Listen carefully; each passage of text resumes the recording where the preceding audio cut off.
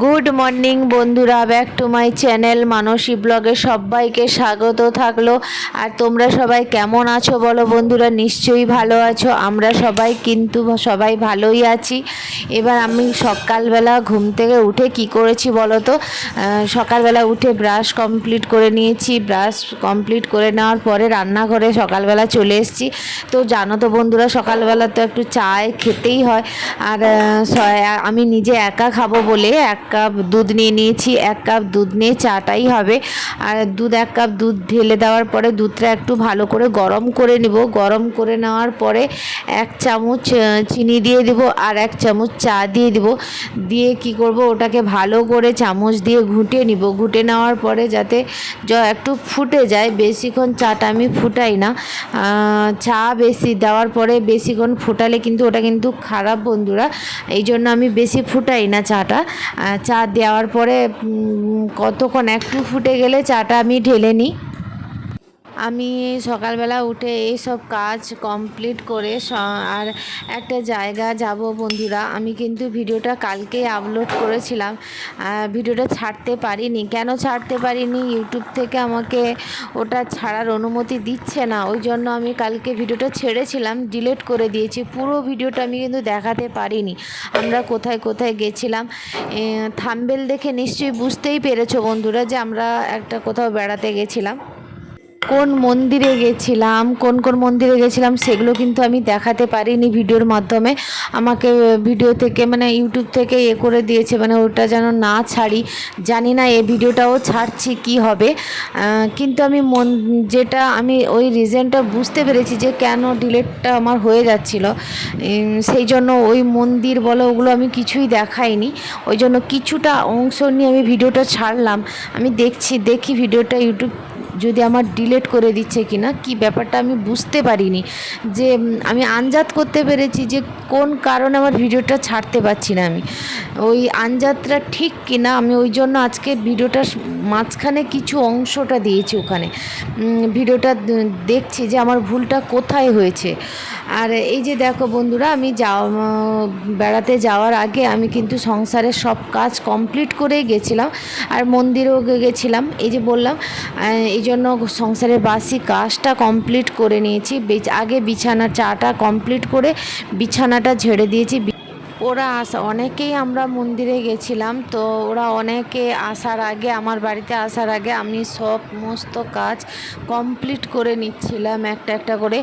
এবার দুপুরের রান্নাটা হয়নি। দুপুরের রান্নাটা আমরা হোটেলে খাবো বলে প্রোগ্রাম করে নিয়েছিলাম আগে থেকে। ওই জন্য দুপুরের রান্নাটা আর করিনি। এই যে সকালবেলা, এই জন্য আমি বাসি ঘরে কাজগুলো কমপ্লিট করে দিয়ে বিকেলের দিকে ঘুরে আসবো। এই সংসারে কাজগুলো কমপ্লিট করে না নিজেকেও একটু যত্ন নিতে হয়। আর আগে তো নিতাম, হেয়ার স্টাইলটা অনেক দিনও করিনি। আর সেইটা আজকে করব ভাবছি যে একটু করে নিই। যেহেতু মন্দিরেও যাব, একটু বেড়াতেও যাব, তো ওই জন্য একটু হেয়ার স্টাইলটাও একটু করব ভাবছি। যদি সময় পাই তো করব, না হলে করব না।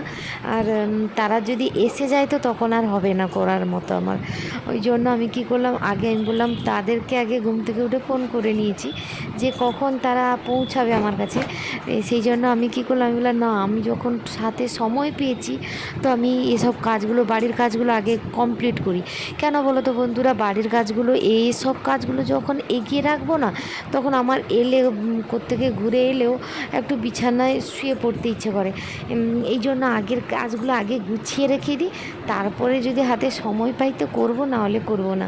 এই জন্য দেখলাম যে সময় আছে তো আমি একটু করে ফেলছি কাজগুলো কমপ্লিট করার পরে আমি একটু হেয়ার স্টাইল সময় পেয়েছি, তো হেয়ার স্টাইলটা একটু করব বলে এইগুলো কাজ করার পরে, কমপ্লিট করার পরে আমি আগে স্নান করে নেব। স্নান করে আগে আমার বাড়ির ঠাকুরকে পুজো করব। বাড়ির ঠাকুরকে পুজো করে তারপরে আমি অন্যান্য কাজগুলো করব। এবার দেখলাম যে অনেকটা আমার হাতে সময় আছে তারা আসার আগে, তার মাঝখানেও আর একবার কল করে নিলাম যে ওরা কোথায়। তখন আমি কি করেছি, হাতে কাজের স্পিডটাও একটু বাড়িয়ে দিয়েছি আর তাড়াতাড়ি কাজগুলো করার চেষ্টা করছিলাম। দিয়ে কাজগুলো কমপ্লিট করে স্নান করে পুজো করে তারপরে আমি হেয়ার স্টাইলটা করতে সময় পেয়েছি বন্ধুরা। ও হেয়ার স্টাইল করে সব কিছু রেডি করে যখন রেডি হয়ে গেছি, তারপরে ওরা এসছে। তো ওরা দাঁড়িয়েছিল আমার জন্য 5 মিনিটের জন্য, যে বললো আচ্ছা হোক তুই তাড়াতাড়ি বেরা, তা আমরা দাঁড়িয়েছি। তো ওরা গাড়ি করে এসেছিলো সবাই। তো আমার এখানে কাজগুলো কমপ্লিট করে আমি বেরিয়ে পড়েছিলাম তাড়াতাড়ি।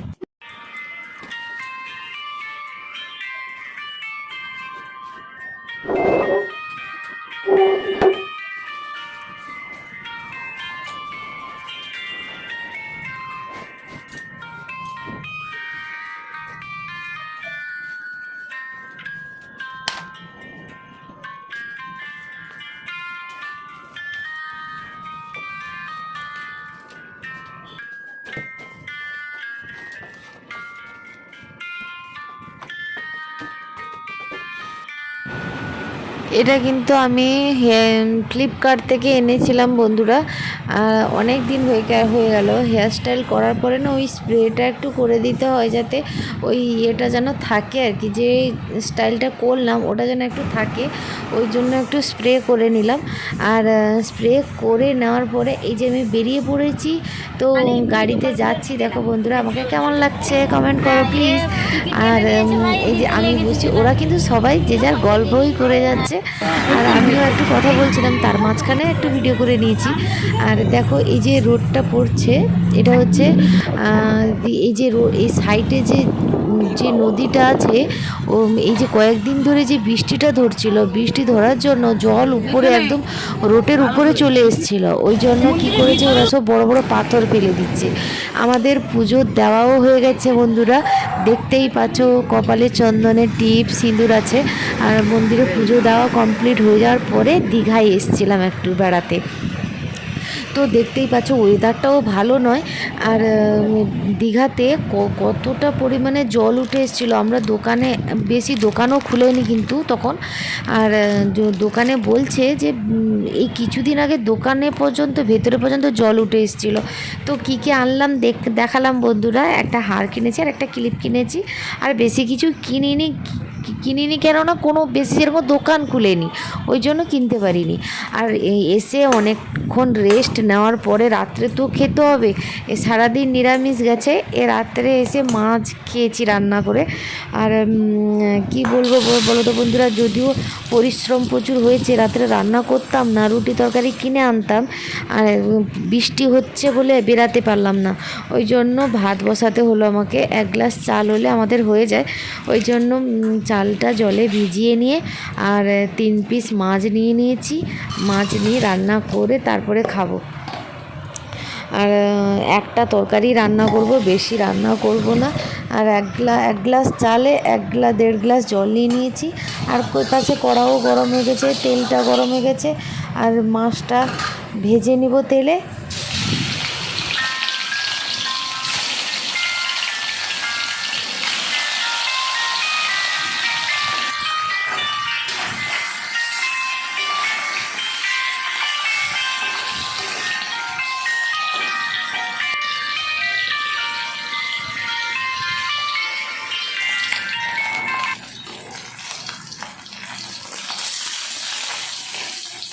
মাছটা একটু কড়া করেও ভেজে নিয়েছি, দেখতেই পাচ্ছ বন্ধুরা লাল হয়ে গেছে, বেশ ভাজাটা খুব সুন্দর হয়েছে।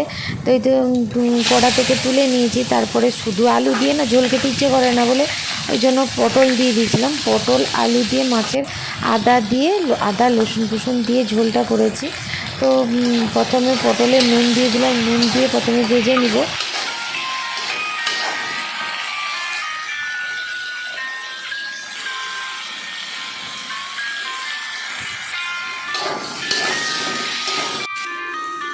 তো দেখতেই পাচ্ছ বন্ধুরা, আলু পটল একসাথে ভেজে নিয়েছি, মাছও একসাথে ভাজাও হয়ে গেছে, দিয়ে এক সাইডে তুলে রেখেছিলাম। আর মশলাটাও কষে নিলাম। মশলাটা তেলটা ছেড়ে যেতে আলু আর টমেটো যেগুলো ভেজে রেখেছিলাম ওগুলো দিয়ে দিলাম, আর দিয়ে মশলা আর আলু একসাথে মাখিয়ে ভালো করে একটু কষে নিলাম। কষে নেওয়ার পরে একটু জল দিয়ে দিলাম, জল পরিমাণ মতো জল দিলাম। জল দেওয়ার পরে তরকারিটা একটু ভালো করে নেড়ে নিব, নেড়ে নিয়ে কিছুক্ষণের জন্য একটু ফুটতে ছেড়ে দিব যাতে সেদ্ধ হয়ে যায়। সেদ্ধ হয়ে যাওয়ার পরে আর তরকারিটা যখন ফুটে যাবে তখনই মাছ ছেড়ে দিব। মাছ ছাড়ার পরে কিছুক্ষণ একটুখানি ফুটে যাওয়ার পরে তারপরে তরকারিটা আমি নামিয়ে নেব।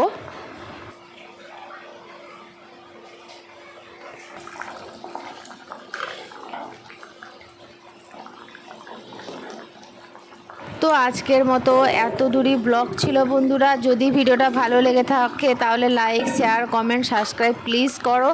আর আমার বন্ধুরা বলো, ফ্যামিলি, আমার ইউটিউব ফ্যামিলি সবাই যেন ভালো থাকো আর সুস্থ থাকো। আজকের মতো এতটুকুই ছিল, টাটা। পরের ব্লগে, নেক্সট ব্লগে দেখা হচ্ছে।